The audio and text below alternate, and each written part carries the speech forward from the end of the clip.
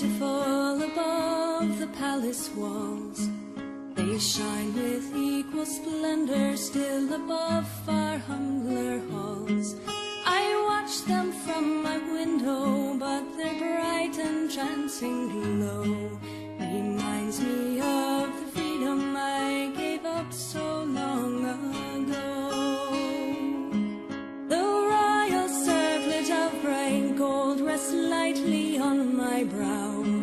I once thought only of the rights this circlet would endow, but once I took the crown to which I had been schooled and bred, I found it heavy on the heart, though light upon the head.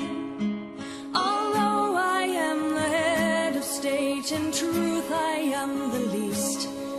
The true queen knows her people fed before she sits to feast. The good queen knows her people safe before she takes her rest.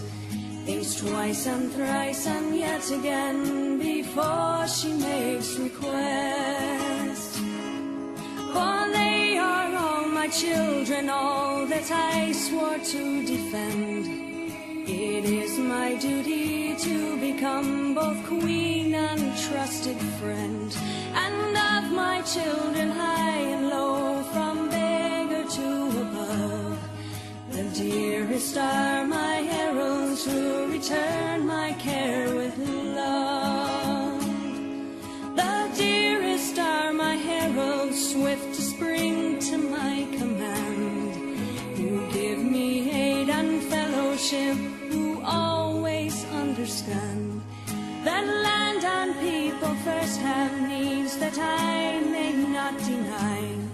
So I must send my dearest friends to danger and to die. A friend, a love, a child, it matters not, I know indeed that I must sacrifice them all if there should be the need. They know and they forgive me, doing more than I require. With willing minds and loving hearts, go straight to grasp the fire. These tears that burn my eyes are all the tears the queen can shed. The tears I weep in silence as I mourn my herald's dead. Oh gods that dwell beyond the stars, if you can hear my cry,